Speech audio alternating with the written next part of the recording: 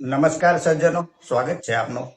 તો સજ્જનો, Nifty index આજે ખુલતાની સાથે એકવાર ઉપર તો ગયો, પણ પછી તુરંત નીચે આવી ગયો અને ત્યાર પછી દિવસ દરમિયાન એક જ રેન્જમાં ટ્રેડ કરીને ટ્રેડરોની ધીરજની પૂરી કસોટી કરી લીધી આજે. સજ્જનો, અહીં કંપની તથા ફંડામેન્ટલના આજ સુધીના વીતેલા ઇતિહાસની ચર્ચા માત્ર અભ્યાસના હેતુથી કરવામાં આવે છે, જેને ખરીદ વેચાણની ભલામણ નહીં સમજવા આપને એક આગ્રહભર્યો અનુરોધ કરું છું. દોસ્તો, આજે ડાટા પેટર્નમાં સારી એવી તેજી રહી હતી, લગભગ 15% તેજી રહી હતી. કંપનીએ હજુ સુધી રિઝલ્ટની તારીખ જાહેર નથી કરી. ફંડામેન્ટલ ઉપર જો એક નજર નાખીએ તો જે સેલ્સ 140 કરોડ હતું તે ત્યાંથી ઘટીને 117 કરોડ થયું છે ડિસેમ્બર ક્વાર્ટરમાં. 3 મહિના પહેલા 91 કરોડ હતું. નેટ પ્રોફિટ 51 કરોડથી ઘટી 45 કરોડ થયેલો છે ડિસેમ્બર ક્વાર્ટરમાં.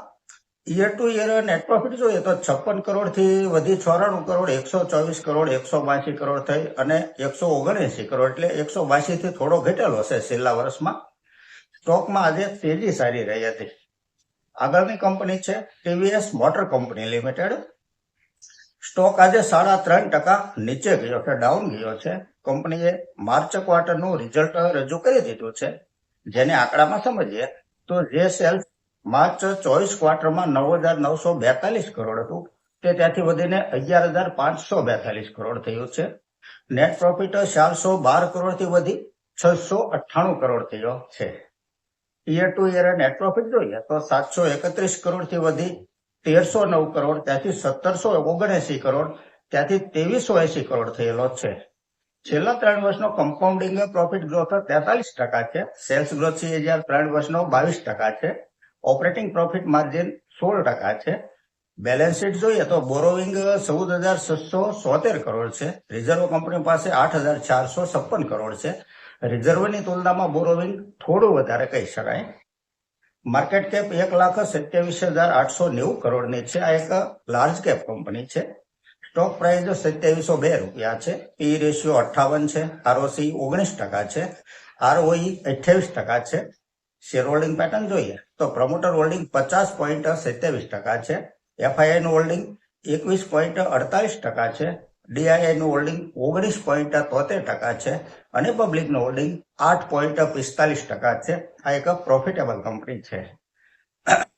આગળની કંપની જોઈએ તો કેફિન ટેકનોલોજી. આઈટીની આ કંપનીએ Q4 નું રિઝલ્ટ રજૂ કરી દીધું છે. જેને આંકડામાં સમજીએ તો જે સેલ્સ માર્ચ 24 ક્વાર્ટરમાં 228 કરોડ હતું તે ત્યાંથી વધીને 283 કરોડ થયું છે. નેટ પ્રોફિટ 74 કરોડથી વધી 85 કરોડ થયો છે.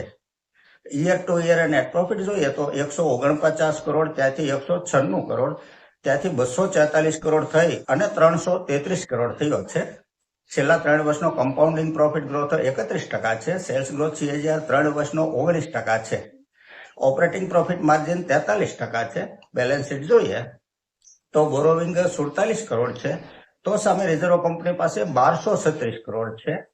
માર્કેટ કેપ 21,836 કરોડની છે. સ્ટોક પ્રાઇસ 1270 રૂપિયા છે. પી રેશિયો 65 છે. આરઓસી 36% છે. આરઓઈ 26% છે. ફેસ વેલ્યુ 10 રૂપિયા છે. શેર હોલ્ડિંગ પેટર્ન જોઈએ તો પ્રમોટર હોલ્ડિંગ 32.91% છે. એફઆઈઆઈ નું હોલ્ડિંગ 22.56% છે. ડીઆઈઆઈ નું હોલ્ડિંગ 20.37% છે અને પબ્લિક નું હોલ્ડિંગ 24.15% છે. આ એક પ્રોફિટેબલ કંપની છે અને ફંડામેન્ટલ સારું છે કંપનીનું. આગળની કંપની છે અદાણી ગ્રીન એનર્જી. આ કંપની ડિસેમ્બર 24 ક્વાર્ટરમાં 195 કરોડ માઇનસ પ્રોફિટમાં હતી તે ત્યાંથી 83 કરોડ પ્લસમાં આવી છે.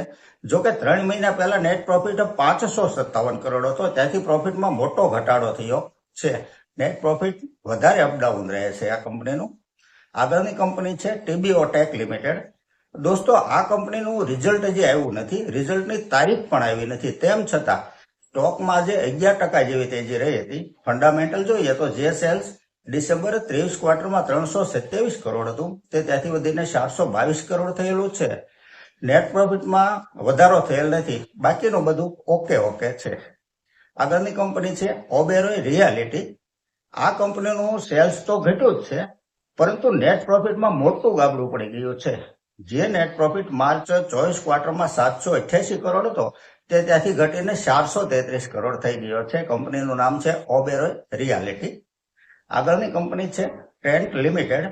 આ કંપનીનું માર્ચ 25 ક્વાર્ટરનું રિઝલ્ટ આવી ગયું છે. નેટ પ્રોફિટમાં આ કંપનીમાં પણ મોટું ગાબડું પડી ગયું છે. માર્ચ 24 ક્વાર્ટરમાં જે નેટ પ્રોફિટ 712 કરોડ હતો તે ત્યાંથી ઘટીને 312 કરોડ થઈ ગયો છે. કંપની એક્સપેન્સ મેનેજ નથી કરી શકી. કંપનીનું નામ છે ટ્રેન્ટ લિમિટેડ. આગળની કંપની છે અંબુજા સિમેન્ટ લિમિટેડ. આ કંપનીએ માર્ચ 25 ક્વાર્ટરનું રિઝલ્ટ રજૂ કરી દીધું છે. નેટ પ્રોફિટ 1521 કરોડથી ઘટી અને 1282 કરોડ થઈ ગયો છે, જે 3 મહિના પહેલા 2620 કરોડ હતો. રિઝલ્ટ નબળું આવ્યું છે તેવું કહી શકાય.